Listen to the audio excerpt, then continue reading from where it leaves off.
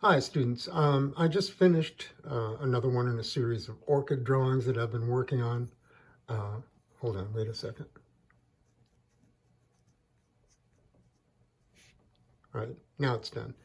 I just finished working on another in a series of orchid drawings that I've done, working on Strathmore toned paper. It's their medium gray toned paper, and using general pencils, white charcoal, and also the full range of Tombow mono pencils that you've been using. In this case, this particular drawing was done with just a B pencil, although I had a couple of them. I had one that's very, very sharp and another one with sort of a blunt point. But to get you to this point, I think the easiest thing to do is to learn how to do heightened value spheres. And that process really says everything there is to know about doing drawings like this. So let's dive in. The paper that I'm working on here is 9 by 12 inches. And I'm using this format because I just happen to have a lot of really nice 9 by 12 frames that the finished drawings are going to fit in really nicely. These are from Jerry's Artorama. They're about $12 each, and they have a really professional look to them. So I'm all ready when the drawing's done. So to get started, I've set up my light environment here with a few simple steps. I've taken a drinking glass and I've made a pretty perfect circle, sort of in the middle. Then I've taken a drafting triangle and I've created a nice straight horizon going behind the sphere. And I've also dropped a nice perfect 90-degree vertical through the center of the sphere. And then I've described a hypothetical light source, this track light bulb right here. And the track light bulb is directly above the center of the circle and also passes through the circle. So in the very next step, I'm going to erase all of the extra lines that don't have to be there.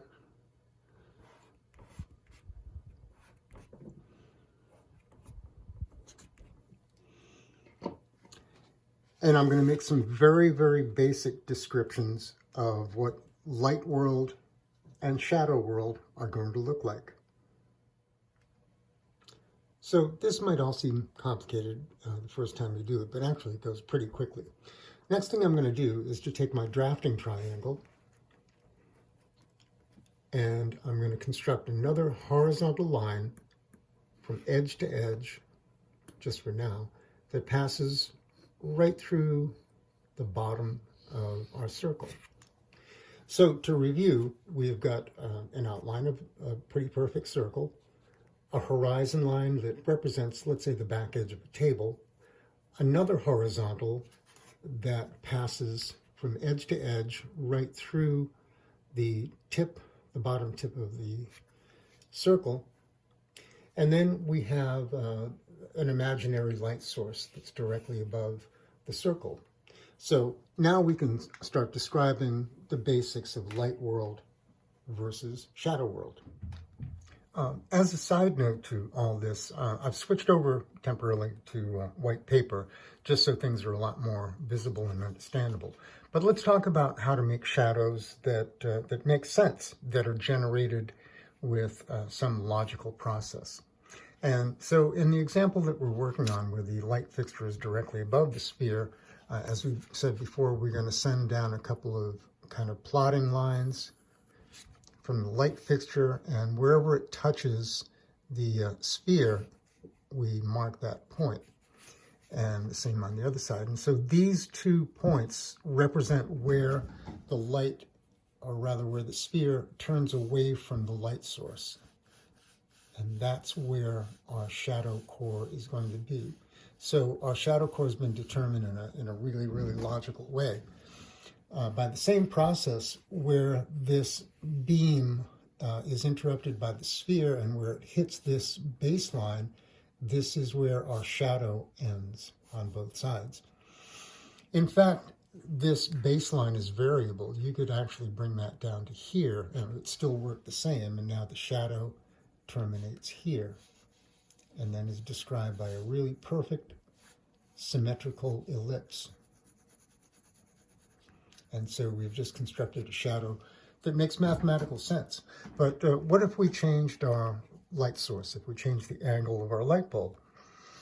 If we moved, or if we rotated our light source to this position, we follow the same process. We send out a beam or a guideline, and where that guideline intersects with the perimeter of the sphere, here and there, that, in this case, is where our shadow core is. And our shadow core, you can see, is perpendicular to the light source, or you could say it's a tangent of the light source. And then where this guideline meets either this baseline or this one, that then is where the shadow begins. In this case, the shadow would extend all the way out here and take the form of a nice smooth ellipse. But anyway, that's how you change the angle of your lighting and still have logical shadow core and logical shadows.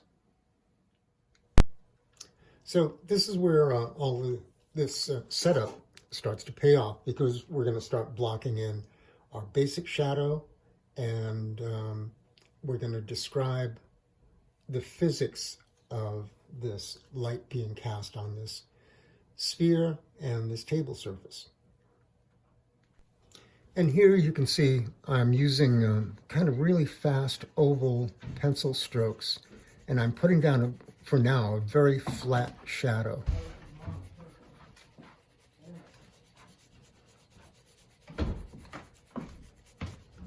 So I'm not thinking too much about the subtleties. I'm just kind of like filling in a very flat shape here.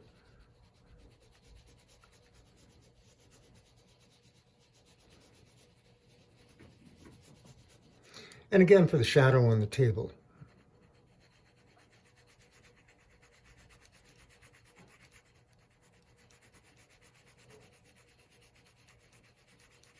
So it's really important that you find a way to put down a darker tone without any texture, no lines, no scratches, no texture, no obvious pencil strokes. And that's something that you've practiced doing in your gradient strips.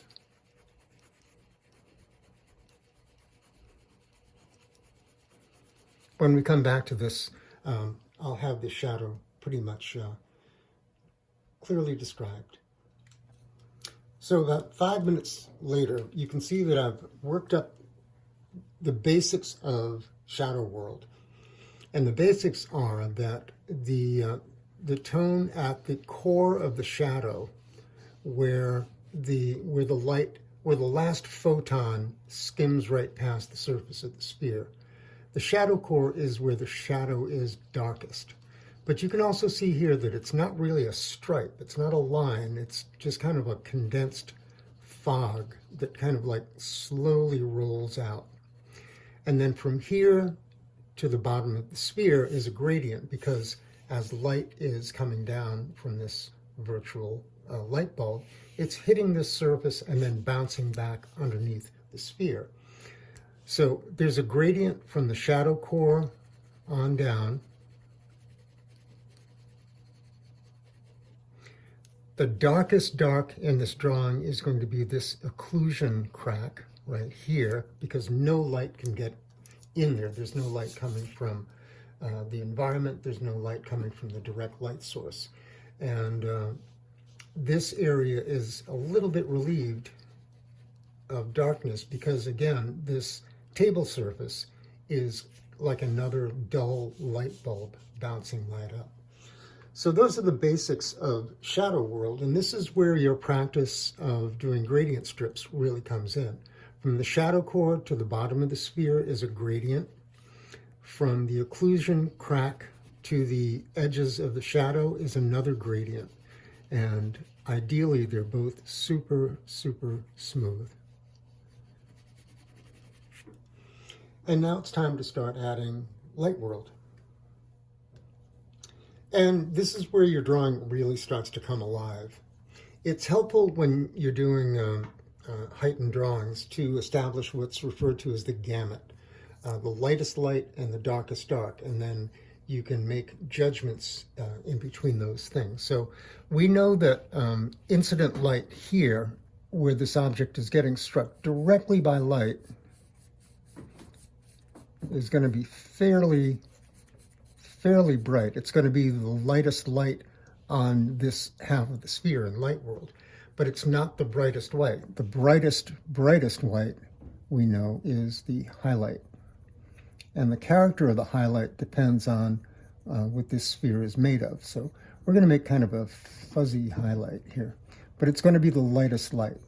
So in this drawing, we have the lightest light and the darkest dark. None of the lights are going to be as light as this light. None of the darks are going to be as dark as this dark. The other rule about doing heightened drawings is that there is no graphite in light world. There's no pencil used in light world. At the most, the darkest dark, just before the shadow core, is the value of the page, which is kind of like a middle value. Also in light world, again, the lightest light is here. All of the other lights are going to be relative to the highlight. And again, if you've practiced your gradient strips, you'll be able to get a buttery, super smooth, gravy, pure transition of lightest light to the value of the page, which is going to happen about here. Also, we can say that light is hitting this table surface too, so we can choose a value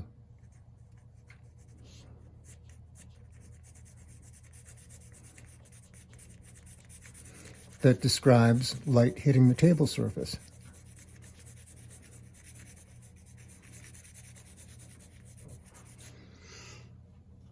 And again, you can see this is where the drawing really starts to come to life. You can't use your charcoal white until you have all of those other structures in place.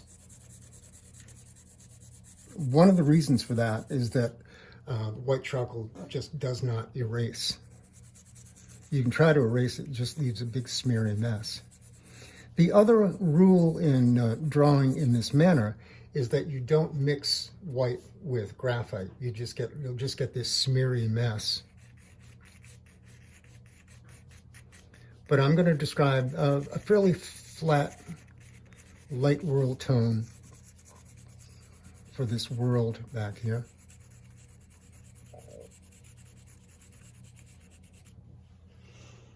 And then I'm going to start coming down from incident light to just before shadow core.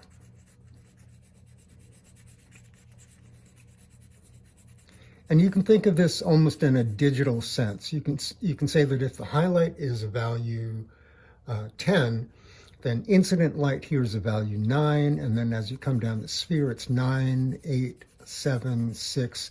But then fall off of light, as we've described in some of the other videos, is faster and faster. So the fall off of light is not linear, it's algebraic.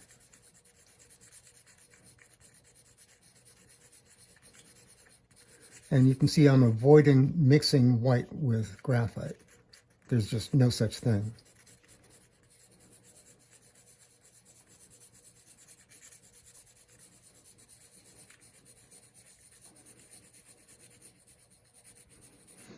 And at this point, our sphere is really starting to look like an illusion of an object being struck by light. The other thing we need to understand about value is that value is very relative. This may not seem that bright at the top of the sphere, but if I were to sock in a darker value, that light becomes a lot lighter. And that's because the value has to do with comparisons. How light or dark a thing is depends on how light or dark the thing next to it is. So the darker I make this area behind the sphere, the brighter the sphere becomes.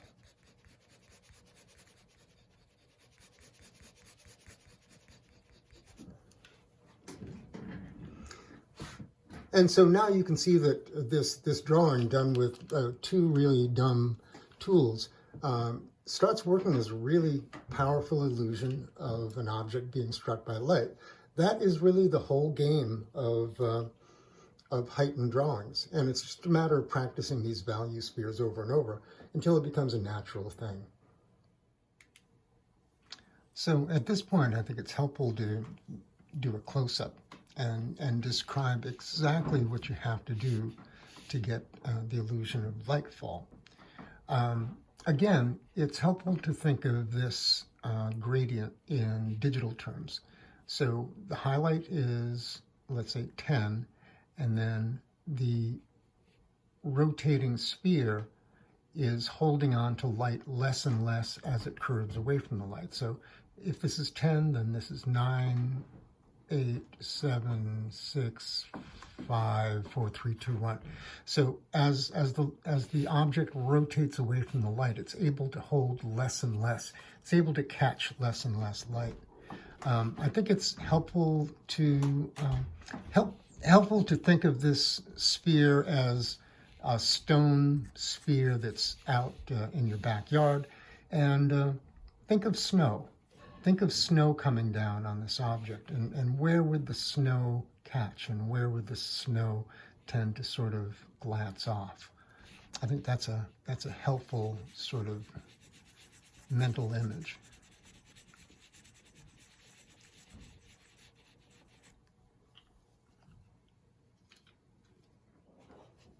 But then the end result is you can do stuff like that.